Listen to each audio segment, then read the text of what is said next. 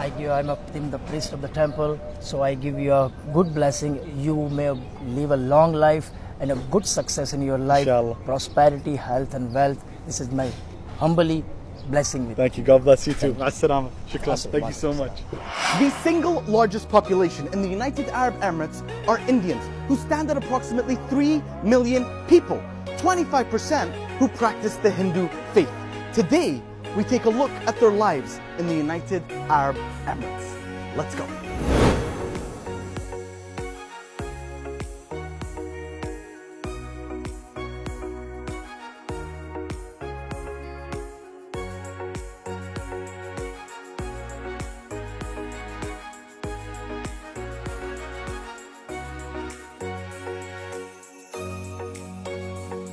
We are now at Dubai's Spice Souk, and to get to the Hindu temple, we need to take a boat ride, the Abra ride, which is about 5 minutes to the other side of the creek, to the Al Bastakia, or what is now known as the Al Fahidi district.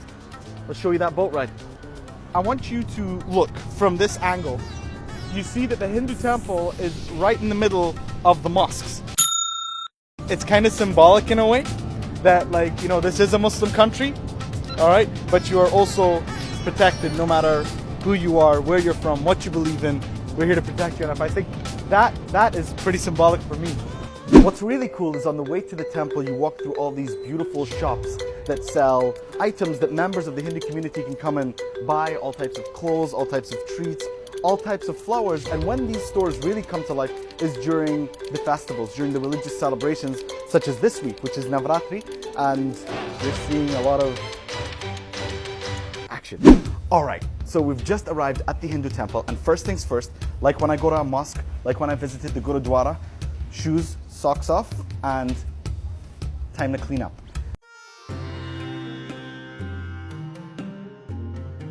I want to say something, and it's important that I say it now before you continue with any more of this video. This temple was started in 1958.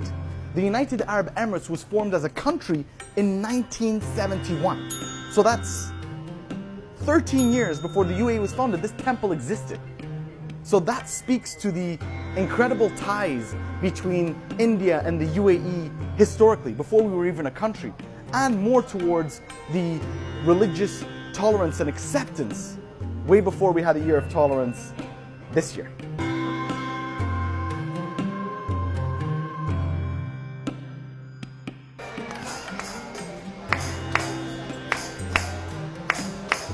We are now in the Hindu temple where the worshippers are conducting the Aarti prayer, which is the final prayer of the day.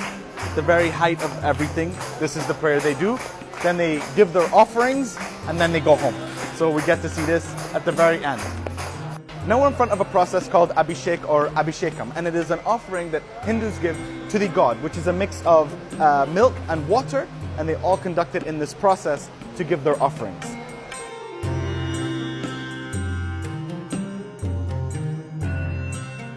So one of the things that I've seen is when a child or an adult meets her or his mother, they touch the feet of the mother. Why do they do that? In order to show their respect that we thank you for bringing us on this planet. Not only the mother, the father as well. Father as well. Let's give him some credit as well. What the lady just said was really beautiful. I try and understand the similarities between us. And in our religion, Islam, Prophet Muhammad, peace be upon him, has said that heaven for us lies at the feet of our mother. So the most important things in all our religions all tie us together. Never forget that.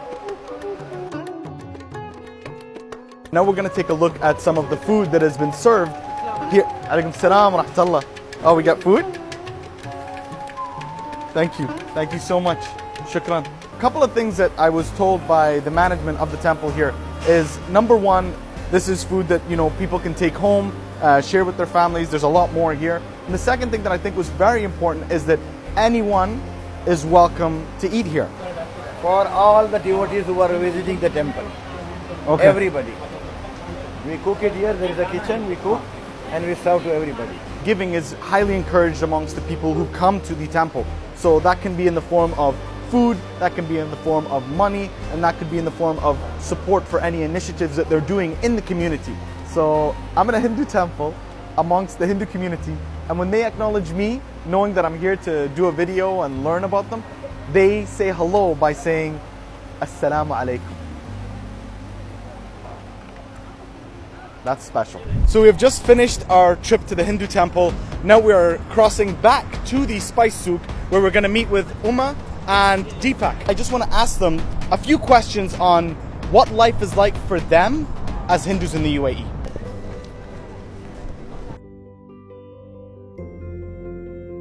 If you could sum up in one sentence what life is like for you both individually as Hindus in the UAE, what would your line be of your experience here? I would say that it is awesome because for me, I'm not missing much. Whatever I'm doing in my country, I'm able to practice that here.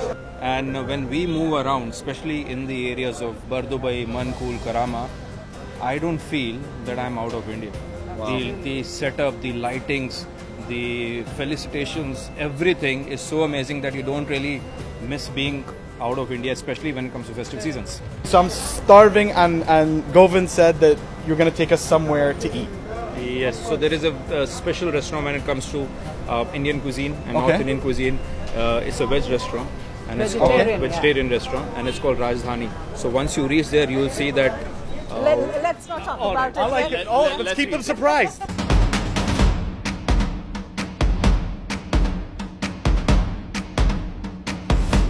Why do many Hindus believe in a strictly vegetarian diet? Okay, so basically in Hinduism we feel and we believe that veg food is good for the mind and good for the soul as well. Healthy body, healthy Healthy mind, healthy Yes. soul. I like it. So we're gonna get all these dishes filled up very soon. Potato? Oh, raw banana. Potato. Puri. Tomato dal. Sago rice. Okay. All these little teasers. Khichdi. I know that. Yeah. Buttermilk. Sweets. Oh. We'll start probably with puri. With a puri. Okay. Bismillah.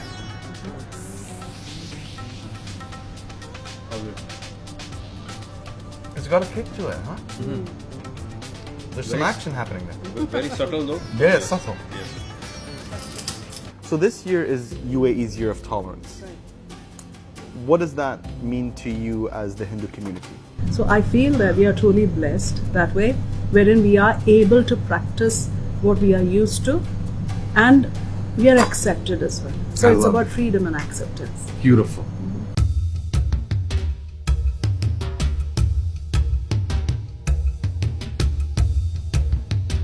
Okay. He did all the rituals for us. And you like Dubai?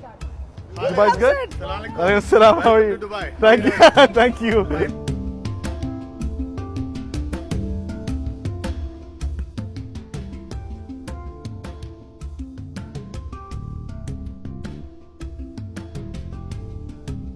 We are in the middle of the Navratri now, Okay. wherein it's a festival celebrated by all Indians. It is where the evil is suppressed and the goodness triumphs.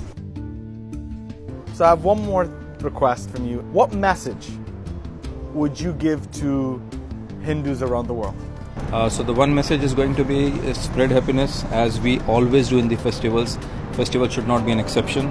Spread happiness throughout and stay happy and have fun. I firmly believe that accept people and then they accept you. So continue what we are doing in the right way and be peace everywhere. High five. Thank you so much. Today we got a look into the lives of the Hindu community in the UAE. But to me, it just wasn't a look into a different religion, but it was a history lesson for all of us of two communities that have been together since before the start of this country. In April of this year, the first stone was laid for the building of the UAE's largest temple on land donated by the UAE royal family.